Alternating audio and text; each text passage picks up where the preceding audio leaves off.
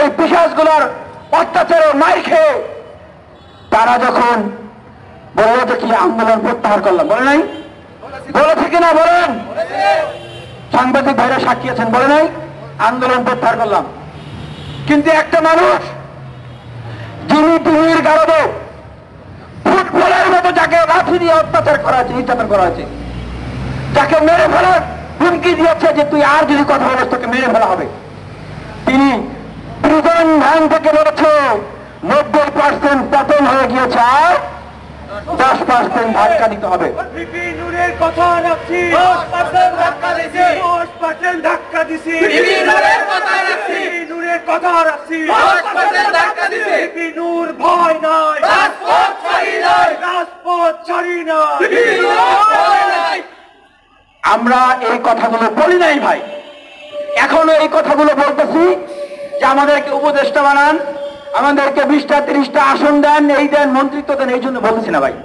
কথাগুলো এখন বলতেছি এই জন্য যারা বিপ্লবের ঠিকাদারি নিয়ে নিয়েছে, তাদের কার্যক্রম কর্মকাণ্ড, তাদের চাঁদাবাজি, তাদের সিন্ডিকেট, তাদের নিয়োগ বাণিজ্য বিপ্লবকে কক্ষিগত করে সবাইকে মাইনাস করে দেওয়া, দেশকে একটা সহিংসতা সংঘাতের দিকে ঠেলে দেওয়া, বিশৃঙ্খলতার দিকে ঠেলে দেওয়া, তখনও কি আমরা মুখে আঙ্গুল দিয়ে চুপ করে বসে থাকবো? থাকবো না। মনে রাখবেন, ছাত্র অধিকার পরিষদ, যুব শ্রমিক অধিকার পরিষদ, গণ অধিকার পরিষদ, আমরা চুপ আছি বলে ভাববেন না এটা আমাদের দুর্বলতা। আমরা জাতীয় স্বার্থে আমরা চুপ আছি, সহিংসতার স্বার্থে আমরা চুপ আছি।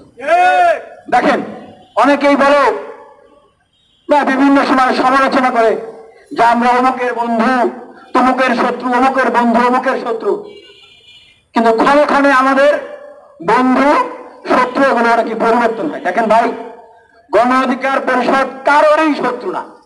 অভ্যুত্থানে অংশগ্রহণকারী প্রত্যেকটি সত্যি বন্ধু হচ্ছে গণ অধিকার পরিষদ।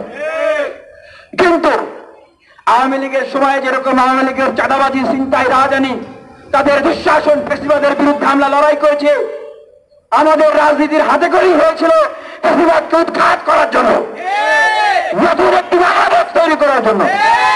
আমরা যদি 5 আগস্ট পরবর্তী বাংলাদেশে আবারও দেখি নতুন করে চাঁদাবাজির সিন্ডিকেট কায়েম হচ্ছে, নতুন করে সন্ত্রাসের সিন্ডিকেট কায়েম হচ্ছে, নতুন করে ফ্যাসিবাদের সিন্ডিকেট কায়েম হচ্ছে, আমরা কি চুপ থাকবো? আমরা সুস্পষ্ট ভাবে জানিয়ে দিতে চাই, আমাদের বন্ধুত্ব দেশের স্বার্থের বন্ধুত্ব। বিএনপির সাথে আমাদের বন্ধুত্ব আছে,